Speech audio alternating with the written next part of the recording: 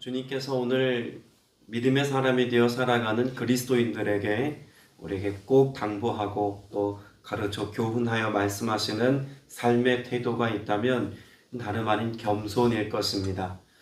우리가 고난주간을 보내면서도 우리 구원을 이야기할 때 예수 그리스도께서 겸손히 어린 양과 같이 십자가 위에 오르신 그 주님을 묵상하는 것, 겸손의 왕으로 이 땅 가운데 오신 예수 그리스도께서 말을 타지 아니하시고 나귀를 타시고 이 땅 가운데 섬기는 자로 오심의 모습을 묵상하는 것, 모두가 주님께서 우리에게 삶으로 보여주신 그리스도인의 살아가야 할 태도, 그것의 모범이라고 생각됩니다. 그러나 실상 그리스도인이라고 하는 그런 자기 정체성을 가지고도 겸손함으로 섬기고 또 우리의 삶에 주님의 사랑과 은혜를 흘려보내는 삶을 살아야 한다는 인식은 있지만 실제 삶에서는 오히려 신앙의 기득권자가 되어서 도리어 내가 가지고 있는 신앙의 가치, 또 내가 알고 있는 신앙의 지식을 가지고 다른 사람을 폄하하거나 판단하거나 정죄하는 일들도 우리는 마다하지 않는 경우를 종종 보곤 합니다. 겸손한다는 것은 단지 우리의 마음을 그저 낮추는 것, 우리의 생각을 조금 더 폭넓게 갖는 것, 이런 정도가 아닙니다. 겸손은 무엇으로 드러나야 하겠습니까? 섬김의 모습으로 드러날 때 비로소 그 겸손이 온전한 것이다 라고 말할 수 있을 겁니다. 성경에 보면 하나님께서 권위를 부여하시고 또 하나님께서 주신 은사 혹은 은혜, 또 그들의 삶에 부어진 좋은 것들, 하나님으로부터 받은 것들을 가지고도 그렇게 섬김과 그 낮아짐의 사랑의 모습을 가지고 누군가를 위하여의 삶을 살아가기보다 도리어 그것을 이용하여서 자신의 원하는 것을 더 얻으려고 하고 혹은 자신의 것을 더 많이 쌓아두기 위한 정당함으로 하나님의 이름을 이용하기도 하는 그런 모습들을 종종 보곤 합니다. 때문에 오늘 저와 여러분의 삶에서 하나님이 주신 것들을 가지고 어떻게 하나님의 선함을 나타낼 것인지, 하나님의 뜻을 이루며 살 것인지를 우리가 돌아보고 생각하는 것은 매우 의미 있고 중요한 일이라고 생각됩니다. 12장 말씀에 보면 에브라임 사람들과 입다가 서로 다툼을 벌이는 장면의 말씀이 기록되어져 있죠. 이 에브라임 사람이라고 하는 이 지파의 사람들의 모습이 등장하는 것은 이 12장에서만이 아니라 이미 8장에서 비슷한 모습으로 한번 등장한 적이 있습니다. 에브라임 또 므낫세라고 하는 이 지파는 누구에게 속해 있는 지파였죠? 대부분 이 야곱의 아들들이었지만 에브라임과 므낫세는 요셉의 자손들입니다. 그러니까 한 가족이라고 보아도 무방한 그런 가계도를 가지고 있는 집안입니다. 그런데 애초에 야곱이 이 두 아들을 축복했을 때 어떻게 축복했죠? 차자였던 에브라임을 오히려 장자의 축복으로 축복하고 므낫세는 장자였지만 에브라임보다 덜한 축복을 이야기합니다. 이것이 역사 속에서 계속 반영이 됩니다. 그래서 에브라임 지파는 자신들에게 하나님이 복을 주셨고 그렇게 부어진 하나님의 축복과 은혜를 에브라임 지파 사람들을 통해 므낫세 지파 사람도 덤으로 얻는다는 인식을 가지고 있었다는 이야기입니다. 때문에 에브라임 사람들은 므낫세 지파 사람과 그 일대에 있는 많은 주변에 있는 사람들에 대하여서 어떤 삶의 태도를 가졌을까요? 하나님은 나만의 하나님인 것처럼 여기며 그들의 삶을 사는 태도가 있었다는 이야기죠. 하나님이 우리를 복 주셨으니 그 복을 우리가 어떻게든 누리는 것은 너무나 당연한 일로 치부되었다는 이야기입니다. 그래서 기드온이라고 하는 사사가 미디안과 전쟁을 치루었을 때 정복하지 않습니까? 큰 승리를 거두고 하나님의 승리를 선포합니다. 그때 에브라임 사람들이 기드온을 찾아와서 뭐라고 이야기를 하죠? 왜 우리를 부르지 않았느냐? 왜 이 싸움에 당연히 이길 만한 능력을 가지고 있는 우리와 함께하지 않았느냐? 라고 크게 대노합니다.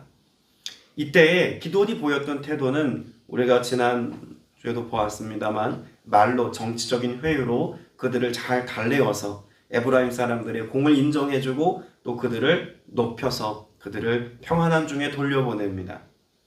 그러나 실상 이 똑같은 상황 속에 에브라임 사람들이 입다에게 찾아와서 지금 똑같은 이야기를 내뱉고 있는데 보인 양상은 사뭇 다르다라고 하는 것을 알 수가 있죠. 자, 1절 말씀에 보면 에브라임 사람들이 모여 북쪽으로 가서 입다에게 이르되 내가 암몬 자손과 싸우러 갈 때 어찌하여 우리를 불러 너와 함께 가게 하지 아니하였느냐 우리가 반드시 너와 내 집을 불사르리라 하니라고 말합니다. 여러분, 입다에게 지금 에브라임 사람들이 하고 있는 이 모든 이야기의 내면 안에는 하나님이 누릴 복, 하나님이 주신 복은 우리가 함께 누려야 될 것인데 너희가 어찌 우리가 당연하게 누려야 될 하나님의 복을 너희가 가로챘느냐 라고 하는 말로 지금 입다에게와 도전하고 있는 겁니다. 그런 에브라임 사람들의 말에 대해서 입다가 뭐라고 이야기를 하죠? 2절에 나와 내 백성이 암몬 자손과 크게 싸울 때 내가 너희를 부르되 너희가 나를 그들의 손에서 구원하지 아니했다라고 말합니다.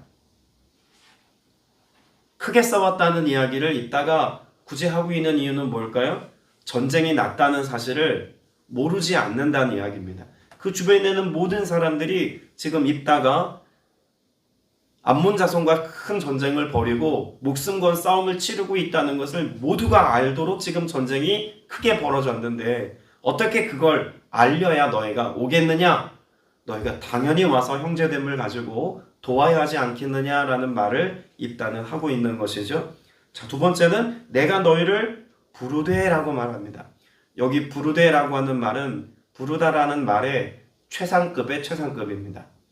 그러니까 성경에서 우리가 기도를 이야기할 때 하나님 앞에 부르짖어 기도한다라고 하는 그 단어로 카라라고 하는 히브리어를 쓰는데 그건 우리가 일반적으로 기도할 때 쓰는 부르짖음의 가장 큰 최상급이죠. 그런데 그 최상급보다 더 격한 소리를 내는 것이 여기 지금 2절에 기록되어져 있는 부르되라고 하는 말입니다. 그러니까 전쟁이 선포되었음을 나팔을 불어서 알리고 그렇게 크게 알도록 너희에게 도움을 요청했지만 온 몸으로 표현하여 너희를 불렀으나 너희가 들으려 하지 않았다는 이야기입니다. 아니 어쩌면 들었지만 아무 반응하지 않았다라고 하는 사실을 지적하고 있는 거죠. 그래서 뭐 하지 않았다고 말합니까? 그들의 손에서 구원하지 아니한 고로라고 말합니다. 여러분, 이 말씀 속에서 에브라임 지파가 보여주는 이 모습은요, 실상 하나님의 거룩한 백성으로 오늘을 살아가는 그리스도인들이 눈여겨보아야 할 삶의 모습들을 많이 담고 있다고 보여집니다. 어떤 점에서 그럴까요? 여기 에브라임 지파는요, 누군가의 고통을 보고 당연히 달려가야 할 자리에 달려가질 않았습니다. 나를 와서 도우라고 외치는 자들의 소리를 가볍게 여기고 와서 그 소리를 무시하였을 뿐만 아니라 마치 아무 책임이 없는 것처럼 무언가 하려고 했으나 할 수 없는 자신들의 삶을 변명하듯이 그렇게 이야기하고 있는 이 에브라임 사람들의 모습이 직무유기하고 있는 그리스도인의 모습과 닮았다고 해도 과언이 아닐 수 있다는 이야기입니다. 교회의 사명은 어디에 있습니까? 교회의 사명은 복음을 전하는 데 있습니다. 예수가 그리스도이심을 선포하고 드러내고 나타내는 데 있다는 이야기입니다.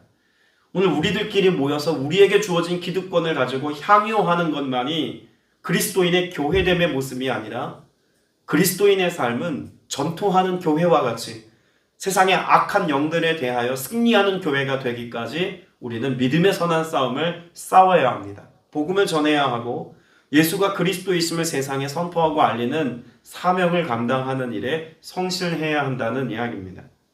그런데 무엇합니까? 에브라임 사람들은 지금 그것에 관하여 성실하지 못하고 그저 자신에게 주어질 입다가 나가서 전쟁을 치르고 나면 우리가 가서 지난번처럼 기드온 때와 같이 우리의 기득권을 주장해서 무언가 한몫 차지해야지라고 하는 얄팍한 속내를 가지고 아무것도 하지 아니하고 그저 지켜만 보고 바라만 보고 있는 모습이 무력한 그리스도인의 모습을 닮았다 말할 수 있는 겁니다.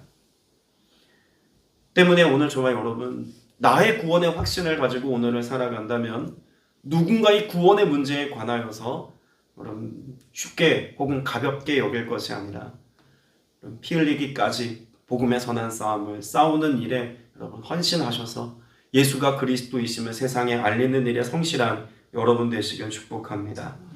3절 말씀에 보면 나는 너희가 도와주지 아니하는 것을 보고 내 목숨을 돌보지 아니하고 건너가서 암몬 자손을 쳤더니 여호와께서 그들을 내 손에 넘겨주셨거늘 너희가 어찌하여 오늘 내게 올라와서 나와 더불어 싸워보자 하느냐. 여러분, 이 싸움의 승리는 결국 누구에게 있다고 입다는 고백하고 있는 겁니까? 하나님입니다. 이스라엘 백성의 하나님인 동시에 온 땅의 주인 되신 그 하나님께서 승리케 하셨지, 에브라임 지파가 복을 받았고 그 에브라임 지파에 복이 있으니 그 복된 에브라임 지파의 형제된 그런 이 므낫세 지파가 덤으로 복을 누렸다고 말하는 너희의 말은 말도 안 되는 이야기다 라고 하는 말로 치부하고 있는 겁니다. 그러면 이것은 입다가 말하고 있는 정당한 고백 아니겠습니까? 하나님께서 이기게 하신 것이지 에브라임 지파가 받아 누리는 하나님의 복을 덤으로 받아서 승리했다는 말은 말도 안 되는 이야기죠. 상식 밖의 이야기를 에브라임 사람은 억지스럽게 이야기하고 있는 겁니다. 우리의 삶에 한 사람 한 사람에게 역사하시는 그 은혜는요, 하나님이 우리에게 부어주시는 은혜로 고백되어져야만 합니다. 하나님께서 공동체 안에 공동체에 부으시는 하나님의 은혜도 있지만, 그러나 반드시 하나님이 나를 만나주시는 나의 하나님 되심의 은혜를 누리게 하시는 복을 분명히 하나님은 약속하셨습니다. 아버지가 신앙이 좋으니 아들이 그 은혜를 누리는 것, 그런 영향도 있겠죠. 또 자녀가 예수 잘 믿어서 부모를 위해서 기도하니 부모가 건강하고 가족들이 평안할 수 있겠죠. 그러나 중요한 것은 내가 복을 받아 누림의 영향력 그 자체가 중요한 게 아니라 한 사람 한 사람이 그 하나님의 하나님 되심을 삶으로 경험하여서 인격적으로 예수 그리스도를 나의 주로 고백하여서 그 은혜가 무엇인지를 나 스스로 맛보고 은혜 누림의 자리에 서는 것, 여러분 이것이 너무나 중요한 것 아니겠습니까? 그러면 입다가 여호와의 이름으로 하나님의 거룩한 선한 싸움의 현장이 있었던 것처럼 우리는 그 은혜의 한복판에 서 있는 삶을 살아야만 합니다. 나의 하나님을 경험하는 은혜가 있어야 한다는 이야기죠. 에브라임 지파의 모습을 보면서 그저 막연히 선조로부터 흘러내려오는 어떤 은혜가 있으니 우리는 이것으로 무조건 하나님의 복을 받는다라고 하는 영적 안일함의 태도는 우리 스스로 지양해야 될 삶의 태도인 줄로 믿습니다.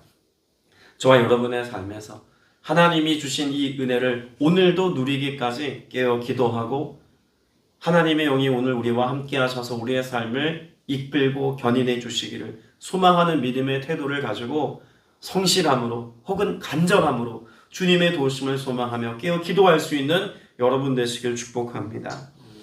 그렇게 하나님의 은혜를 입다가 선포하고 고백하고 있음에도 불구하고 에브라임 사람들은 이것을 받아들이질 못합니다. 그리고 결국 전쟁을 치르게 되죠. 공식적으로 이스라엘 지파 간에서 벌어지는 첫 번째 전쟁입니다. 그전에는 어떤 일들이 있었죠? 외부로부터 미디안이나 암몬과 같이 이런 외부로부터의 외침을 이스라엘 지파 간에 서로 합의하고 동역하여서 잘 막아내고 전쟁을 승리로 이끄는 역사가 기록되어져 있다면 오늘 이 사사기 12장에 와서는 내분이 일어난 것입니다. 지파와 지파 간의 전쟁이 일어난 것이죠. 그런데 이 싸움을 한번 잘 보십시오. 앞서 입다가 에브라임 지파 사람들에게 와서 도와줄 것을 요청하였으나 너희가 오지 않았다고 이야기합니다. 그런데 6절 말씀에 보면 에브라임 사람들이 지금 이 내전으로 죽은 사람의 숫자가 얼마나 된다고 말하고 있습니까? 42,000명이었더라. 그러니까 입다와 싸우기 위해서 에브라임 사람들이 지금 이곳에 몰려들어서 전쟁을 치러 왔는데 최소 42,000명 이상이나 되는 사람들이 와서 전쟁에 참여하였다. 아니, 전쟁을 일으켰다라고 해도 과언이 아닙니다. 실제로 외부에서의 싸움에서는 단 한 명도 보내지 않았던 에프라임 사람들이 전쟁을 다 이기고 났더니 자기보다 약하다고 생각하는, 자신들보다 하나님의 축복을 덜 받았다고 여기는 사람들에 대하여서는 전쟁을 기꺼이 치루어서 그들의 복을 가로채려 합니다. 여러분, 오늘 이것이 뭐 신앙생활을 포함하여서 우리 인간의 모든 삶의 양식이 꼭 어쩌면 이 에브라임 사람들의 얄팍한 삶의 태도와 닮았다고 해도 과언 아니지 않겠습니까? 내가 헌신하여서, 내가 그 일에 열심을 다하여서, 내 것을 가지고 내 최선을 다하여서 그래 살아낸 어떤 삶의 모습을 옆에서 지켜보고 있다가 이것을 약탈하고 빼앗고 찬탈하려고 하는 모습은 사단적이다라고까지 이야기할 수 있을 겁니다. 여러분, 이와 같은 구약에 에브라임 지파의 모습을 닮아 있는 신약의 한 부류가 있습니다.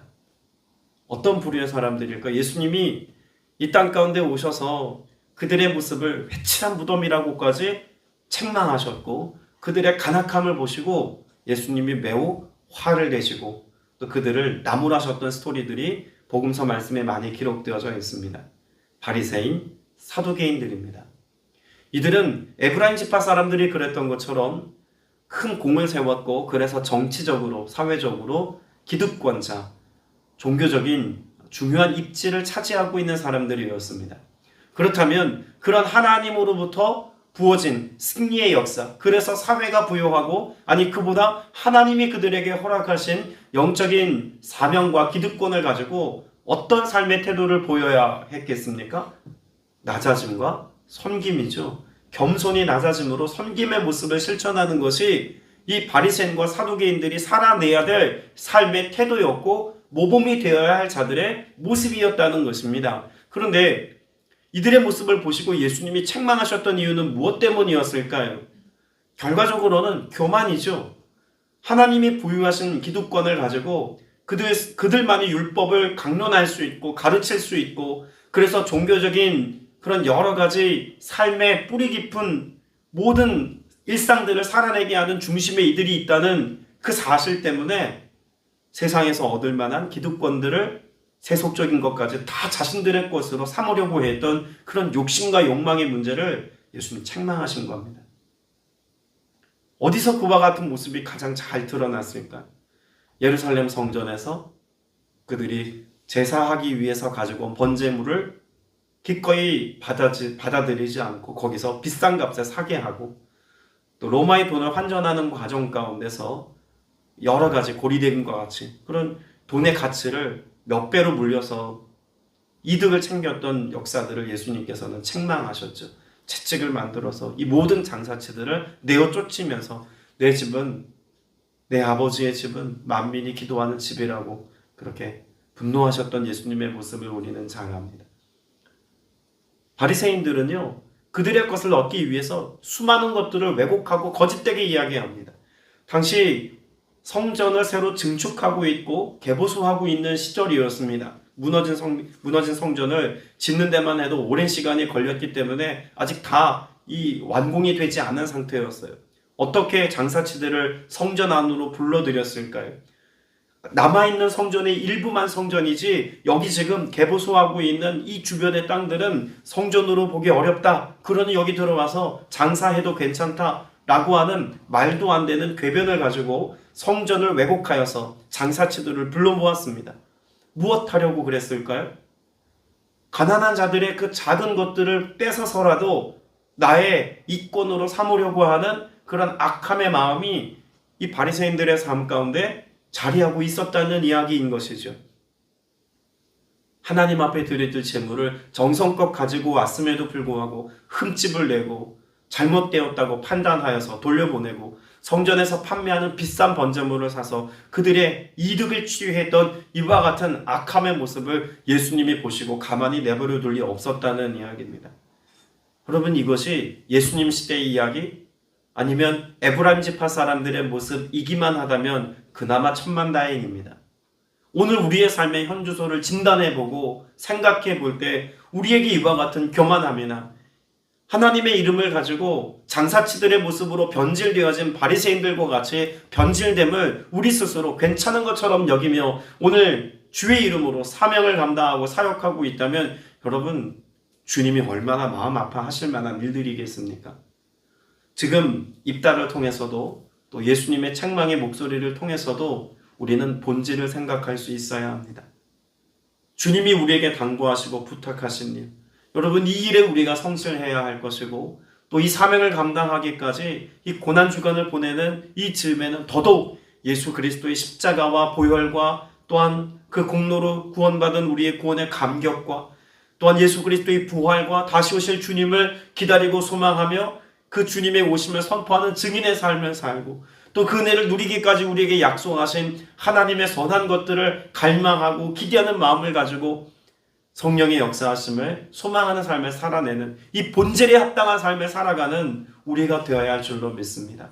복음을 외치지만 복음과 무관한 장사치들로 변질되어져 버린 당시 바리새인이나 사두개인들의 모습을 닮아 있는 것이 오늘 우리의 모습이라고 여겨진다면 이 고난주간을 보내는 우리의 마음의 성전에서 그런 죄악된 것들이 하나님 기뻐하시지 않는 것들이 하나님 완벽하게 해결되어지는 은혜로 누린 바 될 수 있도록 더 깨어 기도할 수 있는 여러분 되시길 축복합니다. 오늘 주의 성령께서 이 일들을 이루시기까지 함께 하시고 역사하실 것을 믿습니다. 함께 기도드리겠습니다. 은혜가 풍성하신 아버지 하나님, 오늘도 주의 이름으로 나와 함께 예배하며 깨어 기도하고 주의 은혜를 누릴 수 있도록 말씀하시니 감사드립니다. 에브라임 사람들의 간악함과 얄팍한 속내를 보았습니다. 더불어 바리새인과 사두개인들이 예수님께 책망받았던 말씀의 내용들도 우리의 신앙 상식으로 깊이 묵상해 보았습니다. 주님, 오늘 나의 모습이 이와 같은 모습을 닮아가지 아니하도록 겸손히 행할 수 있는 은혜가 있게 하여 주옵소서. 여호와 앞에 겸손하게 하시고 그 겸손함을 가지고 사람들을 섬기며 나누어 주며 베풀며 하나님의 선한 영향력을 삶으로 증명할 수 있는 믿음의 선한 싸움을 잘 싸워내는 우리가 되게 하여 주시옵소서. 사단은 우리의 이런 얄팍한 속내들을 이용하여서 우리도 알지 못하는 사이에 우리의 삶을 무너뜨리려 하며 관계를 깨뜨리려 하며 하나됨과 일치를 막으려 합니다. 주님 도와주시어서 오직 예수 그리스도의 사랑 안에 연합하며 성령의 능력 안에서 하나님의 이름을 영화롭게 할 수 있는 구원의 열매를 합당하게 맺으며 살아가는 모두가 되게 하시고 그런 성복 순복음 교회가 되게 하여 주옵소서. 오늘도 주님 앞에 귀한 예물 감사의 고백을 담아 드린 지체 있습니다. 그 손길 복되게 하시고 쓰이는 곳에 하나님의 나라만이 확장되는 은혜 있게 하여 주옵소서. 예수 그리스도 이름으로 기도드렸사옵나이다. 아멘.